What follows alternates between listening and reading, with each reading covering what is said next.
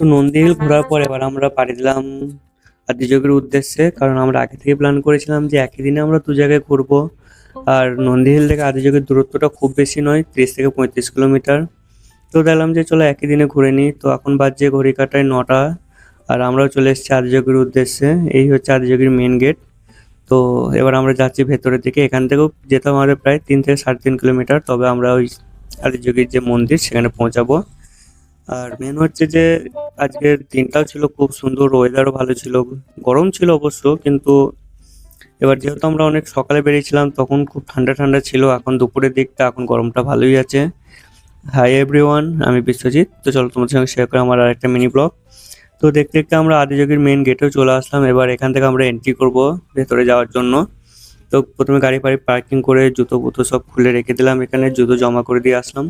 আর এখানে একটা জিনিস ভালো লাগলো যে জুতোটা যে আমরা জমা করলাম, ওরা কিন্তু বলেই দিল যে তোমাদেরকে আর এখানে এসে রিটার্ন নিতে হবে না, তোমরা যে দিক থেকে এক্সিট করবে সেই গেটের ওখানেই তোমাদেরকে জুতো দিয়ে দেওয়া হবে, কিন্তু টোকেনটা হারিও না। আর জুতো রাখার জন্য এখানে কোনো ফিও নিল না। গাড়ি পার্কিংয়ের জন্য কোনো ফি নেই, এখন ফ্রি আছে।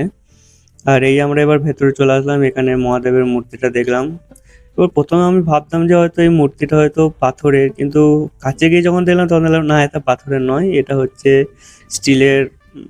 মানে পুরো যে স্টিলের পাতিল হয় সেই স্টিল পাতিলে পুরো ঝাল দিয়ে দিয়ে করা আছে।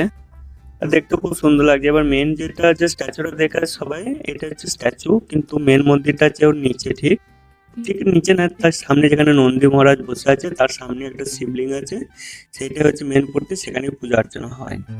আর এই যে লাইটিংটা হয়, লাইটিংটা কোনো ভেতরে কোনো কিন্তু হয়তো লাইটিং নেই।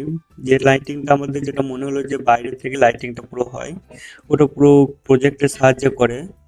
আর জায়গাটা খুব সুন্দর, চারিদিকে পাহাড়, মাঝখানে এই সমতল জমির মধ্যে যে ইয়েটা আছে, মন্দিরটা করা আছে। জায়গাটা খুব সুন্দর। আসতে একটু অসুবিধা, কারণ অনেক কটা পাহাড় পার হয়ে আসতে হয় তো, কিন্তু এসে খুব ভালো লাগছিল।